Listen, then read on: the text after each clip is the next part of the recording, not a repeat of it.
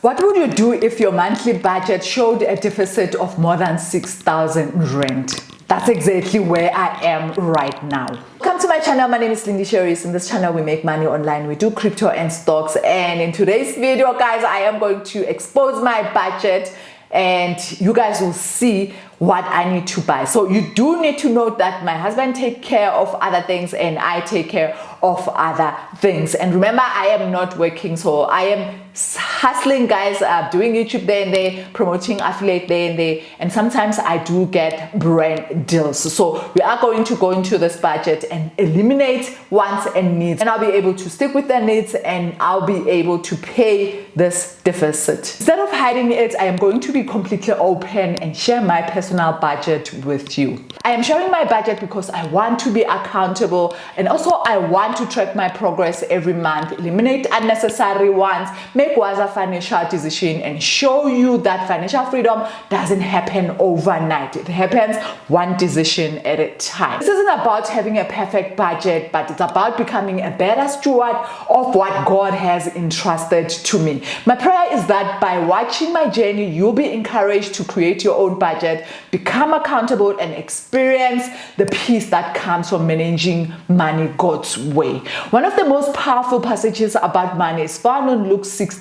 Jesus teaches us that money is more than a currency. It is a spiritual test. So the first test is faithfulness. Jesus says in Luke 16 verse 10, one who is faithful in very little is also faithful in much. God watches how we handle the little things He has already entrusted with us. And then that explains why some of us will never progress in life, because God cannot trust us with His money. Before He gives us more, He wants to know whether we are faithful with what He has already given to us. And the second test is managing worldly wealth. Guys, whenever we have money, we need to manage that money well. Jesus continues in Luke 16 verse 11, if then you have not been faithful in unrighteous wealth, who will entrust you with true riches? Managing money is not just about numbers, it is about faithfulness. It's about stewardship. Ask yourself this question: do I have a budget? Am I spending money wisely? Am I saving consistently? Am I avoiding unnecessary debt?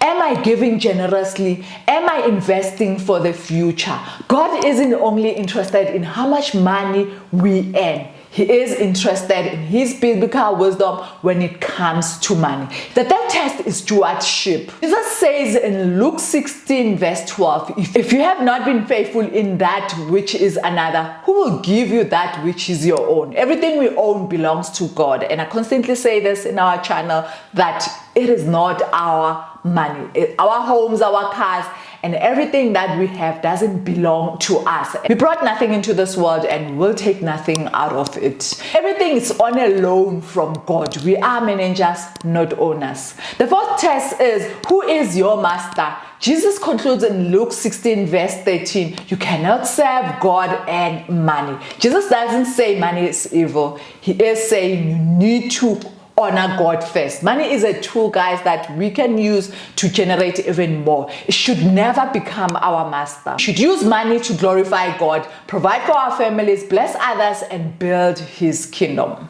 So one thing that you can take from this video is money is a tool and also a test. God uses money to test us, our hearts, our gratitude, our faith, our priorities, our character, our responsibility, and also our obedience. God uses money to test that. Every payday is another opportunity to demonstrate your faithfulness.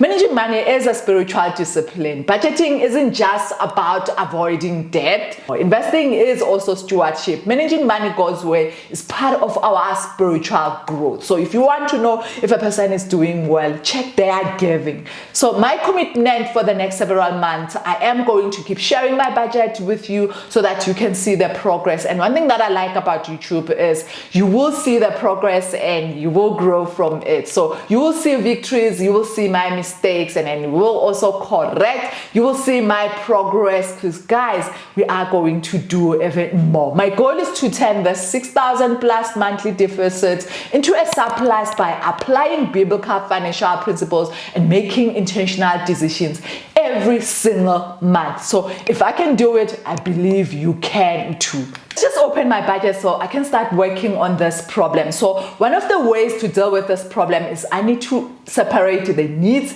and the wants. That way we will be able to eliminate everything that is not a need. So when you look at my budget, you will see that the first one is school for my daughter, the second one is school for my son. Those two I cannot remove. Tracker, I need it for car. Momentum, it's funeral cover. Overdraft, I have to pay it because I put myself in that debt. And then groceries, there's nothing I can do. I need to buy groceries. I just need to buy on sale.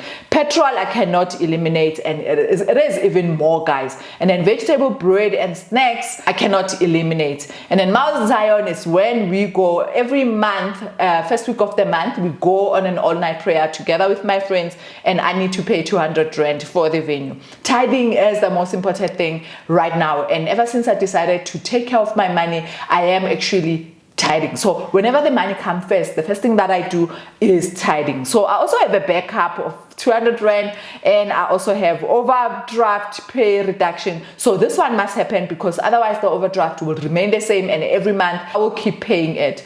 And then my investment is also important. I cannot eliminate as well. And then my son's Roblox, which is 50 rand, it's something that he gets every month. I cannot eliminate that. And then I also contribute for my catering equipment. And that one, I think I need to do it for the house. My hair, I can eliminate.